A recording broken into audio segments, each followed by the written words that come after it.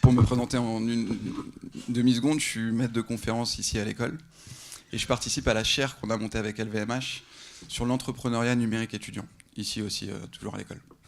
Alors, j'ai 10 minutes, je vais utiliser ces 10 minutes pour essayer de vous présenter une thèse que je défends sur l'entrepreneuriat.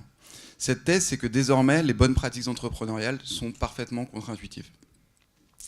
Alors, pour établir ma démonstration, ce que je vais faire, c'est que je vais en sélectionner 5. Et ensuite, en conclusion, je vous dirai qu'en fait, il y en a de nombreuses autres qui sont contre-intuitives. Mais je vais sélectionner 5 bonnes pratiques entrepreneuriales en essayant de les challenger et en vous disant qu'en fait, c'est assez contre-intuitif aujourd'hui l'entrepreneuriat. Alors, la première bonne pratique que j'aimerais challenger, c'est celle qui consiste à dire qu'il faut être exact scientifiquement. Pendant longtemps, on a cru que les meilleures technologies gagnaient. Pendant longtemps, on a d'ailleurs formé nos étudiants de cette façon-là, on a donné une prime à la rigueur et à l'analyse scientifique. En matière entrepreneuriale, c'est faux. En fait, c'est faux parce que souvent, la rigueur scientifique contrevient à une autre dimension qui est essentielle dans l'entrepreneuriat, c'est l'expérience utilisateur, ce qu'on peut appeler le design. Pour vous faire passer cette idée, je vais vous prendre l'exemple de Google. Si Google n'existait pas, et que je vous demandais, essayez de me recréer Google, alors quelqu'un de parfaitement câblé, rigoureux analytiquement, dirait, en fait, le cahier des charges, c'est qu'il faut que je tape un mot, et il faut qu'on me ramène le contenu le plus pertinent en fonction de ce mot tapé. Donc si je mets pantalon, il faut me ramener le meilleur pantalon. Donc comme vous êtes rigoureux scientifiquement, vous allez me dire, d'accord, mais si c'est un garçon ou une fille qui tape pantalon, il ne faut pas lui ramener le même pantalon. Si c'est une personne âgée ou une personne jeune, il ne faut pas lui ramener le même pantalon. Donc votre tentation va être en fait de qualifier d'abord la personne pour ensuite lui ramener le contenu le plus pertinent, et vous aurez raison du point de vue de la pertinence de l'information que vous allez ramener. Vous auriez raison devant la version bêta de Google qui est en fait un bouton. C'est-à-dire qu'on ne qualifie pas la personne et en termes d'expérience utilisateur, vous mettez pantalon, on vous ramène un pantalon que vous soyez femme ou homme. Donc, ce qui est essentiel à comprendre, c'est qu'en fait l'expérience utilisateur, aujourd'hui, elle prédomine presque l'exactitude scientifique et ça c'est assez contre-intuitif. Pour ceux qui ne sont pas très à l'aise avec cette notion-là, j'aimerais juste vous inviter à réfléchir à tous les grands produits du numérique. Tous les grands produits du numérique n'ont qu'un seul bouton. Shazam a qu'un seul bouton, Flickr a qu'un seul bouton, Twitter n'a qu'un seul bouton, YouTube n'a qu'un seul bouton, et la liste est encore longue. Deuxième bonne pratique que j'aimerais discuter, c'est celle qui consistait à produire, puis après à vendre. Dans l'ancien monde, on produisait, donc on mettait plusieurs mois, 18 mois, 20 mois à produire un bien. On dépensait beaucoup d'argent pour le produire, et puis on allait au marché, et puis souvent on était déçus parce qu'il n'y avait pas ce qu'on appelle un product market fit. Donc ça, c'était dans l'ancien monde. Maintenant, ce qui se passe dans l'entrepreneuriat, c'est qu'on vend avant de produire. Celui qui nous l'a appris, c'est Drew Houston. Drew Houston, c'est le fondateur de Dropbox. Pour lui, le problème est simple. Il a besoin d'un peu d'argent parce que c'est un projet complexe à produire. Et personne ne lui donne d'argent parce qu'en fait, il n'a pas de data à montrer. On ne connaît pas son Customer Acquisition Cost. On ne connaît pas sa stickiness, la rétention de son produit, puisqu'il n'existe pas. Donc en fait, il fait ce qu'on appelle en matière entrepreneuriale un fake, une vidéo que vous pouvez trouver sur YouTube. Vous tapez MVP, Minimum Viable Products, Dropbox, et vous tombez sur cette vidéo. Et il la poste sur un site qui s'appelle Hacker News. Et en une semaine, 70 000 personnes lui envoient un mail, 70 000 en une semaine, lui envoient un mail en disant « Mais où je peux me procurer ce produit incroyable ?» Il a vendu avant de produire.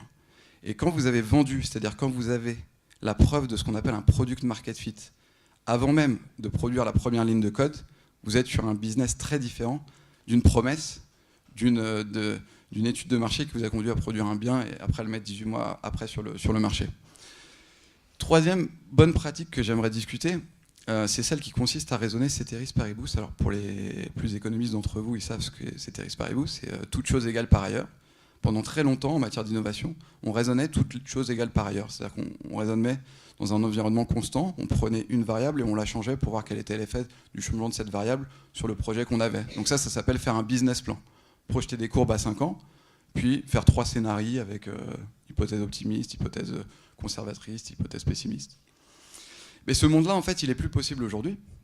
Et pourquoi il est plus possible? Parce qu'en fait, le temps s'accélère et l'environnement n'est plus stable. Juste pour vous donner quelques infos sur l'environnement qui n'est plus stable. Alors, si vous êtes au fond, vous ne voyez pas très bien, mais en abscisse, ce sont des années. Donc c'est 2008, 2009, 2010, 2011, 2012, 2013. Et en ordonnée, c'est les part de marché du téléphone portable, qui s'appelle maintenant un smartphone. Alors, en 2008, Nokia représentait 45% du marché. 5 ans après, il a disparu sur cette business unit. Ça veut dire qu'une entreprise hardware aujourd'hui peut disparaître en 5 ans. Et ça, c'est dans le hard. Dans le soft, ça va beaucoup plus vite. Je vous ai mis, alors là, ce ne sont plus des années en API, ce sont des mois. Et en ordonnée, c'est les parts de marché sur le marché du dating. Le marché du dating, c'est un marché qui génère beaucoup de revenus sur Internet. Ce n'est pas un petit marché. Et, alors vous les connaissez sans doute pas parce que ce sont des players américains, mais il y a Match.com, OkCupid, Zeus qui se partageaient tout le marché en juillet 2013. 3 mois après, donc juillet 2013, Tinder arrive. 3 mois après, ils ont tous disparu. 80% du marché appartient à Tinder.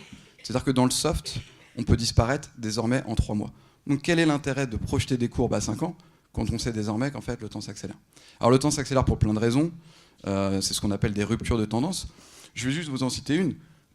Toute forme de business plan qui avait été faite par des acteurs traditionnels sur les marchés il y a encore 3 ans serait passé à côté de quelque chose qui est monté et que personne n'avait vu, qui était l'apparition de l'économie collaborative. Pourquoi? Parce que la rupture de tendance, c'est qu'on est passé d'une économie de la possession, on était content d'avoir une voiture, à une économie de l'usage. Et donc maintenant, en fait, on ne cherche pas à avoir une voiture, on cherche à utiliser une voiture. Et donc, ce pari-là qui a été négligé par de nombreux investisseurs qui croyaient jamais que les gens allaient accepter de louer leur appartement à des inconnus comme sur Airbnb, bah, il nous a montré qu'en fait, il y a des ruptures de tendance qui créent un champ énorme qu'est l'économie collaborative et qui vient percuter plein de questions. Alors, ok, avant-dernière bonne pratique. 4 minutes encore. Ah, ok, super. Donc 2 minutes par bonne pratique. C'est celle selon laquelle il faut adopter un raisonnement causal. Donc, ça, le raisonnement causal, c'est très entreprise parce que c'est très héroïste. C'est-à-dire qu'un raisonnement causal, c'est quand vous définissez un objectif et puis après vous intéressez aux causes pour atteindre cet objectif. Donc aux ressources qu'il faut mobiliser pour y avoir. C'est aussi faire un business plan. En fait, cette femme-là, elle s'appelle Saras Sarasvati, elle a fait sa thèse avec Herbert Simon. Et en fait, elle nous a appris que les grands entrepreneurs n'étaient pas des gens qui étaient causaux, mais effectuaux. C'est-à-dire que ce ne sont pas des gens qui s'intéressent aux causes, mais aux effets. Et en fait, ils regardent ce qu'ils ont en leur possession et ils font des choses. Ils font ce qu'on appelle de la sérendipité. En fait, c'est votre usage d'Internet. Quand vous allez sur Wikipédia, vous tombez sur une information qui vous intéresse, puis vous dites « Ah tiens !» et hop, vous allez sur une autre page, puis sur une autre page, et à la fin, vous arrivez à un endroit auquel vous n'auriez jamais imaginé arriver. Ben, l'entrepreneuriat, c'est exactement la même démarche. Zuckerberg ne s'est jamais rêvé entrepreneur. Il a regardé ce qu'il avait en sa possession, la possibilité de faire quelques lignes de code. Il a eu un product market fit, il a tiré sur ce produit-là, et c'est devenu Facebook. Et ça, c'est très... Alors, il y a beaucoup de... Alors, ça, c'est un problème pour les grandes entreprises, hein, parce que quand on est une start-up, on peut faire de la sérendipité, on peut faire de l'effectuation, aller un peu n'importe où. Quand vous avez des process en entreprise, vous ne pouvez pas dire « Ok, on ne sait pas où on va », vous êtes obligé d'avoir des roadmaps avec du ROI. Donc là, on voit aussi l'avantage des startups dans l'innovation par rapport aux grands groupes. Dernière bonne pratique, celle-là, elle est très importante, donc je vais prendre les 2 minutes pour le faire si ça ne dérange pas Blanche. Pendant longtemps, on a pensé que l'entrepreneuriat, c'était quelque chose pour les visionnaires. Un entrepreneur était quelqu'un qui savait prendre des décisions lourdes avec beaucoup d'intuition. Et c'est d'ailleurs la mythologie qu'on fait autour de Steve Jobs. En fait, l'entrepreneuriat, c'est tout le contraire. L'entrepreneuriat, c'est de l'orfèvrerie et l'intuition ne compte absolument pas. Personne n'a d'intuition. Pour vous le démontrer, je vais vous présenter cet exemple. Cet exemple, c'est un site qui a un hôtel qui a fait ce qu'on appelle un A/B testing. Ces 2 pages, donc il a mis en ligne ces 2 pages-là. Ils sont exactement les mêmes, juste ce qui les distingue, c'est la punchline. À gauche, c'est « Venez dans mon hôtel, j'ai les meilleures literies du monde », avec évidemment la photo qui est plus une photo sur les lits. À droite, c'est « Venez chez moi, vous allez vous détendre », et donc il y a une photo du spa. Il y a juste un élément de design ici qui change. Si je vous demande votre intuition sur le site qui transforme le plus de clients, la moitié d'entre vous vont me dire à gauche, la moitié d'entre vous vont me dire à droite. Parce que la vérité, c'est qu'il n'y a pas d'intuition là-dessus. Sauf que, à gauche, ça traduit à 57% de plus. 57% de plus, c'est la différence entre un business qui marche et un business qui ne marche pas, entre un resto plein et un resto vide. Et donc, si vous acceptez cette démonstration-là, vous avez dit que l'entrepreneuriat, les succès entrepreneuriaux, c'est des micro-actions, c'est de l'orfèvrerie, c'est le fait de changer parfois un mot, une punchline, un visuel. C'est pas le fait de se dire, ok, le laptop existe, le téléphone existe, on va prendre une décision lourde qui va coûter des millions et des millions d'euros, on va créer la tablette. L'entrepreneuriat, c'est des micro-actions, et comme l'intuition ne compte pas, eh bien, la seule chose qui compte, c'est les data. Il y a une punchline qu'on aime beaucoup, c'est « In God we trust, for everything else, give me data ». C'est une punchline qu'on a d'ailleurs reprise de l'Ancien Monde, puisque c'est Deming qui l'a énoncé il y a plus de 50 ans. Et alors ça, la conséquence pour les managers de demain, et je finis là-dessus, c'est simplement que désormais, dans le numérique, un bon manager, c'est pas quelqu'un qui sait mieux que les autres, c'est pas quelqu'un qui a plus d'informations pour évaluer les bonnes décisions, c'est quelqu'un qui sait qu'il ne sait pas. En revanche, il sait utiliser les outils pour savoir. Et les outils pour savoir, c'est aller acquérir de la data, faire, après, méthode itérative, on peut envoyer beaucoup de mots autour de ces process-là. Voilà, j'espère vous avoir convaincu sur le fait que les bonnes pratiques entrepreneuriales sont désormais très contre-intuitives.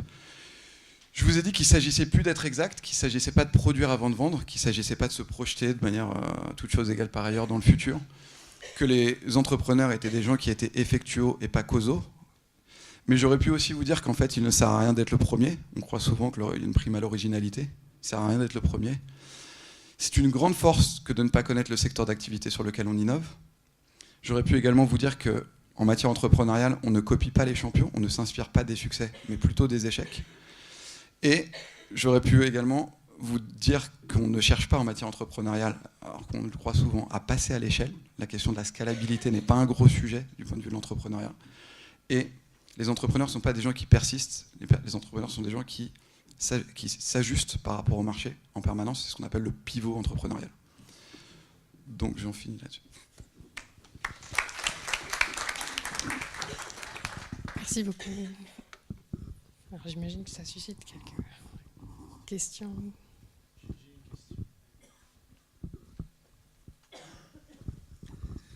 Merci. Et puis c'est aussi un style nouveau de présentation et sans doute de méthode. Donc la question que je me posais, c'est comment vous avez récupéré ce que sont les bonnes pratiques et comment vous pouvez dire que, par exemple, parce qu'on peut aussi trouver des exemples dans l'autre sens. Hein, et donc comment vous faites concrètement? Alors j'ai un biais de présentation. Je voulais pitcher de manière provocante en challengeant les bonnes pratiques parce que moi, mon point de vue, c'est qu'on est devant une boîte noire. Il se trouve que beaucoup de personnes défendent l'idée qu'un entrepreneur est quelqu'un de visionnaire, et ce que j'aimerais faire, c'est simplement défendre le contraire. Donc je prends quelques exemples, j'instrumentalise quelques cas pour défendre la thèse opposée. Mais in fine, celui qui me dit que la vision compte, que l'idée compte devant l'exécution, c'est pour nourrir le débat. Donc en fait, merci pour la question, parce que ça me permet simplement de faire un disclaimer. Ce que je défends là est simplement une proposition qui consiste à dire on peut s'opposer totalement au mainstream sur ce qu'est un entrepreneur en défendant exactement l'opposé. Maintenant, je ne fais pas la même erreur que ceux qui défendent le mainstream en disant voilà comment il faut faire. En réalité, aujourd'hui, on est devant une boîte noire. Ce qui est gênant. Hein. Mais c'était une vraie question, c'est-à-dire que, et ça rejoint la présentation de Blanche tout à l'heure, c'est-à-dire qu'on voit que les modèles anciens ont un peu volé en éclats, et donc comment est-ce qu'on construit ensemble? Alors il y a un effort à faire d'un point de vue juridique, on en a parlé, il y a aussi là, tout un tas de communautés d'entrepreneurs qui cherchent à monter des choses. Quelles sont les techniques pratiques qu'on peut avoir pour avancer, et quel est le rôle qu'une recherche de l'Institut peut avoir là-dedans, par exemple pour structurer le milieu entrepreneurial français en région ou autre? Comment faire? Alors, la difficulté pour ce qui concerne le monde des startups, c'est qu'on a assez peu d'informations sur les morts au combat. C'est-à-dire que autant on sait retracer l'histoire Facebook et essayer d'identifier des facteurs clés de succès. Le problème qu'on a, c'est qu'en fait, ceux qui ont fait exactement les mêmes pratiques, Facebook fait des méthodes agiles, mais les méthodes agiles ne sont pas explicatives du succès de Facebook, parce que des gens qui ont fait des méthodes agiles, il y en a plein et qui n'ont pas réussi. Donc c'est ce qu'on appelle en matière statistique le biais des survivants. Une initiative intéressante consiste à essayer de rattraper de l'information et de la data sur les échecs. Il y a des initiatives qui existent déjà. Il y a un site qui s'appelle autopsy.io, qui en fait est une revue de presse sur tous les échecs entrepreneuriaux. Il y avait une conférence à l'époque, je crois qu'elle a été abandonnée, qui s'appelait Falcon, qui donnait la parole à des échecs des personnes qui avaient échoué. Mais je pense qu'on est sur des méthodes quali, imparfaites, et toute forme de quanti est difficile à construire, je crois. Je ne sais pas si j'ai répondu. Ouais.